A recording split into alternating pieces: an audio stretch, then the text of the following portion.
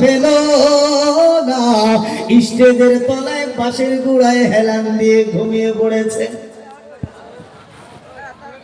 আমার নিজস্ব ইতিহাসের কথা বলছি। ওই স্টেজ তো বিশাল লম্বা স্টেজ ছিল, লম্বা বাঁশের খুঁটি ছিল। সে মাতাল মদ খেয়ে এসে ওই স্টেজের পিছনে বাঁশের খুঁটিতে হেলান দিয়ে বসে আছে। আস্তে আস্তে নেশাটা যখন কেটে গেছে, আর ওই অবস্থায় আমি মাইকে বলেছি, জান্নাত এমন একটা জায়গা যেখানে যা চাইবো তাই পাওয়া যায়। মাতালের কানে আওয়াজ চলে গেছে, সর্বনাশ, হুজুরিটা কোন জায়গার কথা বলছে, সেখানে সব পাওয়া যাবে। সারা আমি মদ কেনার পয়সা পাই না, বাবার পকেট মারতে হয়, মায়ের আঁচল কাটতে হয়, চুরি করতে হয়, ডিম বিক্রি করতে হয়, এদিক সেদিক ধাপ্পাবাজি করে করে মদের টাকা, হিরোইনের টাকা কত কষ্ট করে আমার ম্যানেজ করতে হয়। আর হুজুর বলছে কোন জায়গা, জান্নাত নাকি একটা জায়গা আছে, ওখানে যা চাইবো তাই পাওয়া যাবে। না, হুজুরের কাছে ঠিকানাটা নিতে হবে, আমি সেখানে যাব, আমার হলেই হলো। ও মাতাল উঠে ডাইরেক্ট স্টেজে আসছে। ইতিহাস শুনলে হাসিও বার হয়, চোখে পানিও চলে আসে। শেষ ইতিহাস। স্টেজে এসে কমিটিরা যেই দেখেছে, সর্বনাশ, মাতাল কেন স্টেজে আসতেছে, এ তো মদ পান করেছে। এবার মাতাল বলছে, আমাকে ছেড়ে দাও, ছেড়ে দাও, আমি জান্নাতে যাব। মানুষ আরো অবাক, আরে মদ পান করে এসে বলছে ও জান্নাতে যাবে, বলে ছেড়ে দাও, আমি হুজুরের কাছে ঠিকানাটা লিখে নেই, আমি জান্নাতে চলে যাবো, আমার বিশাল দরকার আছে। স্টেজের কমিটিরা ওদিকে ধাক্কায় আর মাতাল ভিতরের দিকে ধাক্কায়। বয়ান করতে করতে কি রে, ডান দিকে আওয়াজ কিসে, ঘুরে তাকিয়ে দিকে শুধু ধাক্কা ধাক্কি হচ্ছে। আমি ব্যাপারটা বুঝলাম না, আমি তো জানি না সে মদ পান করে এসেছে। আমি কমিটি ভাইদেরকে বললাম, ভাই একটু ছেড়ে দাও, ওকে আমার কাছে আসতে দাও, আসতে দাও। কমিটিরা ছেড়ে দিল। যেমন সভাপতি সাহেবের সামনে মাইকের ফোন রাখা আছে, বিশাল লম্বা তাগড়া মোটা তাজা মস্তানের মতো, আমি দেখেই তো ভয় পেয়ে গেছি। মাইকের ফোন হাতে নিয়ে বলছে, এই হুজুর আপনি কি বললেন, এইভাবে বলছে, কি বললেন।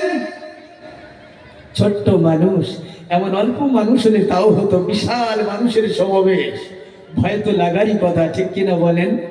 বলে কি বললেন আপনি। আমি আস্তে করে বললাম, জান্নাতে যা চাইবো তাই পাওয়া যাবে। বলে সত্যি বলছেন। হয়তো হুমকি দেওয়ার মতো বলছে। বলি সত্যি বলছেন। এবার যদি বলি না, তাহলে তো অবস্থা খারাপ, ইমানও থাকবে না, বেইজ্জতিও হয়ে যাও।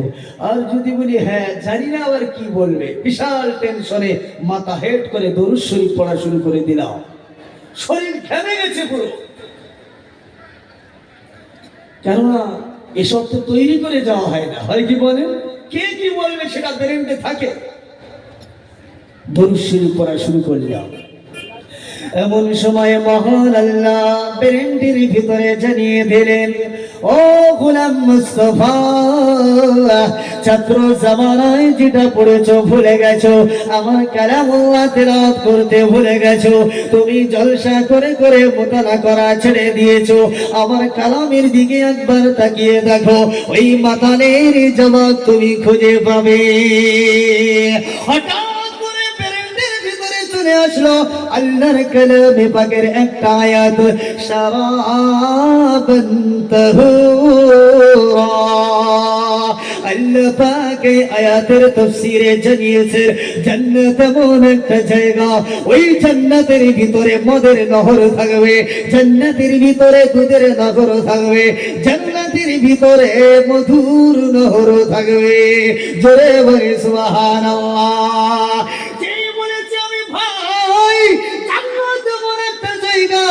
জান্নাতের ভিতরে মদের ব্যবস্থা আছে। মাতালের মনটা বড় আনন্দ হয়ে গেছে, বড় খুশি হয়ে গেছে, খুশি হয়ে গেছে। আমি এবার টের পেয়েছি এর ব্রেনটা আউট হয়ে গেছে, এ মাতাল হয়ে এসেছে, এর খুশি দেখে আমি ধরা পড়ে খেয়েছে। এবার আমি তাকিয়ে থেকে বললাম, ও ভাই, ধমক দিয়ে বলেছি তুমি শুনে নাও, জান্নাতের মদের কোয়ালিটি হবে আলাদা, দুনিয়ার মদের কোয়ালিটি হলো আলাদা। দুনিয়ার মদ জান্নাতের মদের সাথে তুলনা করা যাবে না।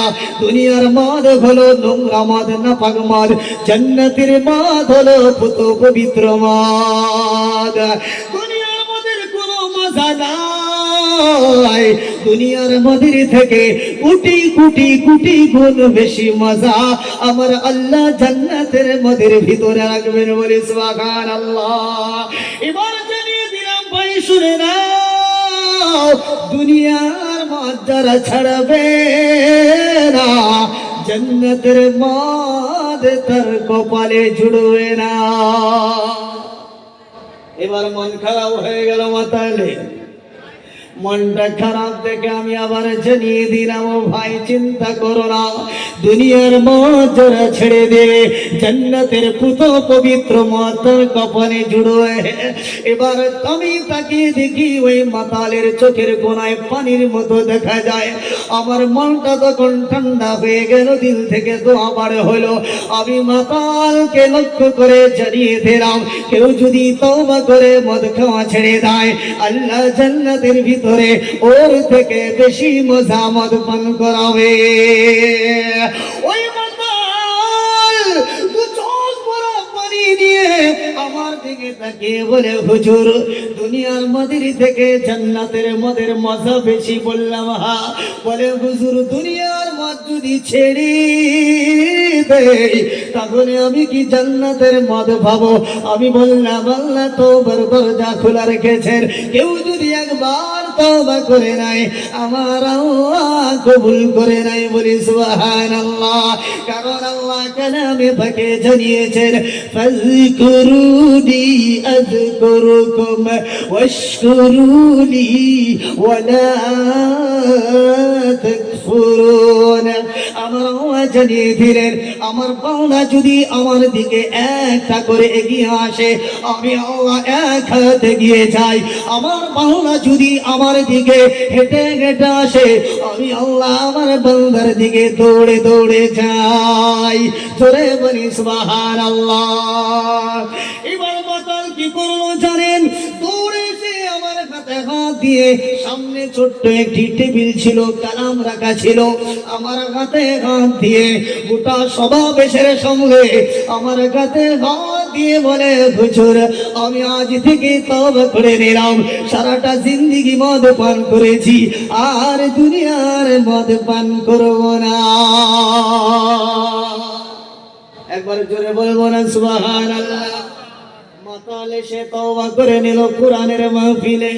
সব থেকে মজার খবর এখনো বলি নাই।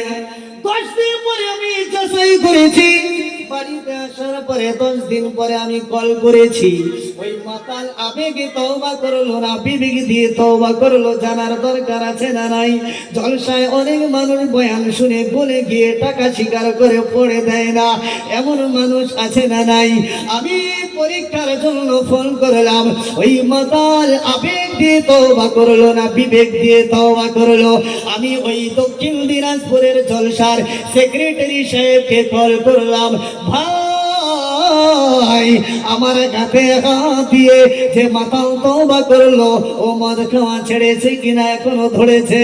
ওই সেক্রেটারি সাহেব চোখের পানি ছেড়ে দিয়ে ডাক দিয়ে বলে, হুজুর, ও মাতাল শুধু মদ খাওয়া ছাড়ে নাই, মজার খবর আছে। বললাম, কিসের খবর? বলে, হুজুর গো, ওই মাতাল বাড়িতে আসার পরে একটা দিনও বাড়িতে থাকে নাই, 10 দিনের জন্য জামাতে বাহির হয়েছে। জোরে বলে সুবহানাল্লাহ।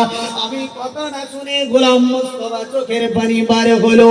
এবার সেক্রেটারি বলে, হুজুর, আসল খবর এখনো দেই নাই। আমি বললাম, জানাও জানাও জানাও। ওই সেক্রেটারি আমাকে জানিয়ে দেয়, হুজুর, যে আমির সাহেবের সাথে পাঠিয়েছিলাম, আমি বড্ড ভয় পেয়েছিলাম। কারণ কি? কারণ হলো এই মানুষটা ঘর মাতাল মানুষ, 24টা ঘন্টা মদ ছাড়া চলে নাই। সব থেকে এলাকার ভিতরে বদমাশ ছিল, দুষ্ট ছিল, দুষ্ট ছিল। ছিল, মানুষের অত্যাচার করত, কাউকে সুস্থভাবে থাকতে দিত না।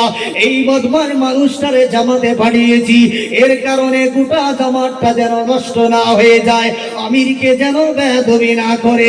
আমি বিশাল চিন্তায় ছিলাম। আমি যখন 3 দিন পরে আমির সাহেবকে ফোন দিলাম, ও আমির সাহেব ভাই, আমার গ্রামের বন্ধুটা কেমন আছে? কোনো বেয়াদবি তো করে নাই, জানিয়ে দেন আমির সাহেব। এবার আমির সাহেব কি শুনিয়েছে জানেন? আমির সাহেব সেক্রেটারিকে বলেছে, ও করিম ভাই, আমার 30টা বছর হলো আমিরগিরি করেছি, আমার জিন্দেগিতে এমন মামুর আমি জীবনে দেখি নাই। বলে কি হয়েছে তাড়াতাড়ি বলেন। আমির সাহেব বলে, আমি প্রথম দিন জামাতটা নিয়ে যখন মসজিদে ঢুকলাম, ঈশার নামাজের পরে খানা হয়ে গেল, আমি দোয়া পড়িয়ে বিছানা করার পরে সকলকে দোয়া পড়িয়ে পড়িয়ে যার যার বিছানায় শোয়ে দিলাম। হঠাৎ করে গভীর রজনীতে আমার কানে কান্নার আওয়াজ চলে আসলো, গুনগুন করে কান্নার আওয়াজ ভেসে আসলো। আমি মনে মনে ভাবলাম, হয়তো কারো বাড়ির কথা মনে পড়েছে, হয়তো কারো কষ্ট হচ্ছে, নতুন নতুন কোনো অসুবিধা নাই। কিন্তু একবার দেখি আস্তে আস্তে কান্নার আওয়াজ বেড়েই যায়। আমি আস্তে করে উঠে লাইটটা জ্বালাই নয়, অন্ধকারে সবার বিছানায় গিয়ে কান লাগাই। কম্বলের তলায় কারো কান্নার আওয়াজ শোনা যায় না। একজন দুজন করে সব বিছানার মামুরের বিছানায় গেলাম, কারো বিছানা থেকে আওয়াজ আসে না। হঠাৎ করে মসজিদের কোনায় একটা বিছানা পড়ে আছে, সেখানে কোনো মানুষ নাই, মানুষ নাই, কিন্তু মসজিদের ভিতরে কান্নার আওয়াজ নাই। মসজিদের বাইরে থেকে কান্নার আওয়াজ আসে। ঠান্ডা কনকনে কুয়াশা পড়েছে, কিছুই দেখা যায় না। মসজিদের দরজা খুলে দেখে কিছুই দেখা যায় না, কান্নার আওয়াজ আসে। কান্নার আওয়াজ শুনে শুনে শুনে শুনে মসজিদের বারান্দার কোণায় যখন আমির সাহেব পৌঁছে গেছে, বলে ওখানে গিয়ে দেখি ওখানে অন্য কেউ না, অন্য কেউ না। 3 চিল্লা লাগানে হলে না, 10 চিল্লা লাগানে হলে না, 7 চিল্লা লাগানে হলে না। ওই জায়গায় আমি গিয়ে দেখি সিজদায় পড়ে কান্না করেছে। ওটা অন্য কেউ না, অন্য কেউ না, যাকে তোমরা মাতাল বলেছো, যাকে তোমরা বদমাশ বলেছো, যাকে সারাটা দিন তোমরা গালি দিয়েছো, ওই মাতাল আর মাতাল ও সিজদায় পড়ে মওলার দরবারে কান্না করেছে। আল্লাহ সারাটা জিন্দেগি গুনাহ করেছে, মাফ করে দাও। মওলাকে ডাকছি, তার মওলার ইশকে চোখের পানি ফেলছে। আমির সাহেব বলেছে, একদিন নয় 3 রাত হয়ে গেল আমরা সবাই ঘুমিয়ে যাই, তোমাদের তাকে মাতাল হলো, এখনো একটা রাত্রিতেও ঘুমায় না। জোরে বলবো না সুবহানাল্লাহ? আরো জোরে বলি সুবহানাল্লাহ। বলার উদ্দেশ্য হলো, কোরআনের মাহফিলে এসে মাতালরা যদি ভালো হয়ে যায়, আমরা কি মদ খেয়ে এসেছি বলেন? আওয়াজ নাই এসেছি বলেন? মুসলমানের বাচ্চা নেশা করে কি করে না? আওয়াজ নাই করে কি করে না? কি কি নাম জানি না, হিরোইন নাম, ড্রাগস নাম, আবার নাকি ট্যাবলেট। আগে শুনেছি ট্যাবলেট মানে ঔষধ, আরে এখন ট্যাবলেট মানে নেশা। হয় কি হয় না বলেন? আগে শুনেছি ইনজেকশন দিলে নাকি অসুখ ভালো হয়ে যায়, আর এখন ইনজেকশন